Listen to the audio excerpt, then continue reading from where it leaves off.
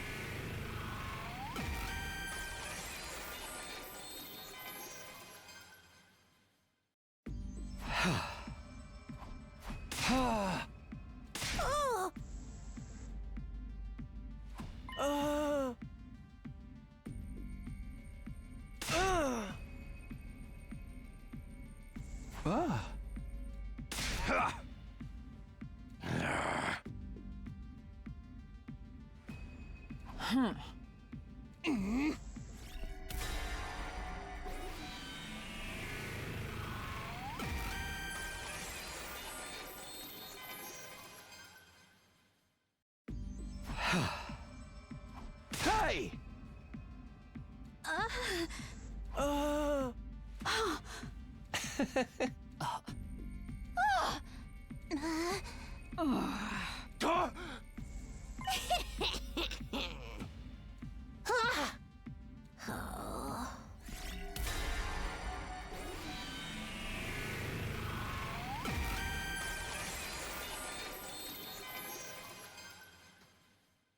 Poor Darumi. She's the one who wants a killing game. She's the obvious answer. The real killer is you, Darumi Amamiya. How many billion times do I have to repeat myself? It wasn't me. What is the basis of your accusation, Takumi? Well, when Kako's dead body was found, Darumi wasn't present, so... Is that all? You're accusing someone of killing another based on some shaky reasoning? The others had their suspicions too, but no one dared make any accusations because there was simply no proof. And yet here you are, pinning the crime on someone else without producing a single piece of evidence. You've got some nerve. Takumi's the killer for sure. He wouldn't be throwing baseless accusations around otherwise. Yeah, you read my mind. Mine too. I agree, says the killer. One after another, the others started voicing their agreement, and I found myself unable to offer any rebuttal. You leave us with no choice but to lock you up. Wait, this is a mistake. I was just... Deja vu. Deja vu. In the end, I was detained by the others and locked inside the cage in the courtyard. What possessed me to even say that? I couldn't remember. But it was too late for regrets. I had no strength left to even sigh. Only a little while later, my consciousness fled from me. Takumi is turning into Sigma. Day 99. Why did I do that? I had no idea how long I was unconscious. When I next opened my eyes, I saw that the cage had been unlocked. Unsure of what that meant, I pushed the door open nervously and stepped outside. It was eerily silent all around. There were no signs of life anywhere. Oh, I feel like we're gonna find a whole bunch of dead bodies. Wondering where everyone had gone, I decided to walk around the campus and search for them. I went to the garage on the ground floor first. I opened the door and I stepped inside, where I found... Darumi. Uh-oh. I hadn't even needed to check. She was clearly already gone. I went closer and touched her arm anyway. It was scaly and dry to the touch. Ew. It had been quite a while since she passed. I checked her back and saw a large gaping hole there. Well, so much for getting her number.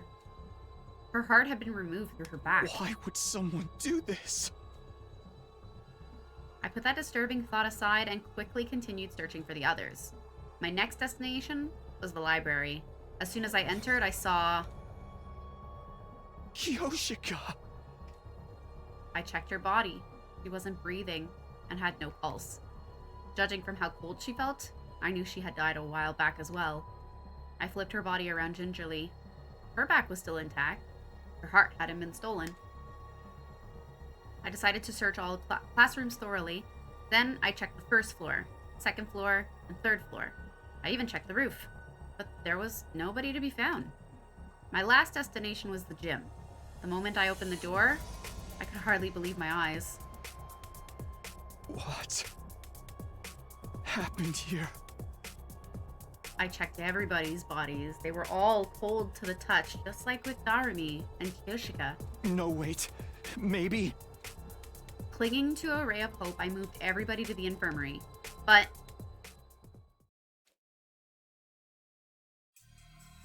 Too much time has passed. Too much time has passed since death. Impossible to revive, was all the monitor would display. I thought I heard the sound of my heart breaking when those words flashed across the screen for the 6th time. Felt nothing. Not even sadness or even despair. I simply turned over their dead bodies mechanically and emotionlessly. Hiriko, Tsubasa, and Ima's hearts had been dug out from their backs. Kurata, Moko, and Yugamu's back remained intact. But I was no longer capable of reasoning this through. My mental faculties had been taken over by a thick, impenetrable fog. I left the building and walked around the back. What greeted me there was a familiar sight. Shoma. The sight of a dead body that had been divested of its heart. I wondered where my own heart had gone. I could no longer feel it beating, like it had just stopped. It felt like time had stopped. Like the world had stopped. Everything had stopped. But time had not stopped, as proven by the gradual darkening of my surroundings. I wandered around the academy with no purpose until I finally stumbled upon the 10th body. To be more precise, 10, 11, the 10th and 11th bodies. Takemaru. Eva. I checked Takemaru's back. His heart had been taken, ripped out of his body. Eva's back was untouched. No other part of her body had been cut either.